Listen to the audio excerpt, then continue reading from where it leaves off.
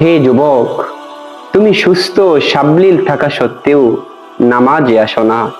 তোমার জন্য শুধু জুমার দিন নামাজ ফরজ করা হয়নি, বরং 5 ওয়াক্ত নামাজ আল্লাহ তাআলা তোমার উপর ফরজ করেছেন।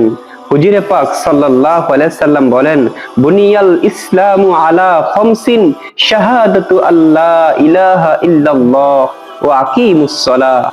শুধু জুমার দিন তোমার উপর নামাজ ফরজ করা হয়নি, বরং দৈনিক 5 ওয়াক্ত নামাজ আল্লাহ তাআলা তোমার উপর ফরজ করেছেন।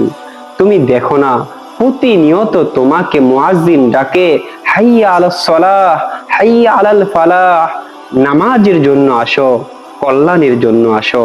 হে যুবক, তোমার কল্যাণ তো নামাজে, তোমার কল্যাণ তো মসজিদে। তুমি কল্যাণ কোথায় খুঁজতেছো? টাকার মধ্যে কল্যাণ নেই, গাড়ির মধ্যে কল্যাণ নেই, নারীর মধ্যে কল্যাণ নেই। কল্যাণ শুধু রেখেছেন নামাজের মধ্যে। হাইয়া আলাস সালাহ, হাইয়া আলাল ফালাহ। যদি কেউ কল্যাণ নিতে চাও, তাহলে তোমাকে মসজিদেই দেখা করতে হবে, মসজিদেই আসতে হবে। মসজিদ ছাড়া কল্যাণ তুমি কোথাও পাবে না। হে যুবক, তোমার প্রত্যেকটা সিজদা আল্লাহ তাআলার কাছে খুব বেশি প্রিয়।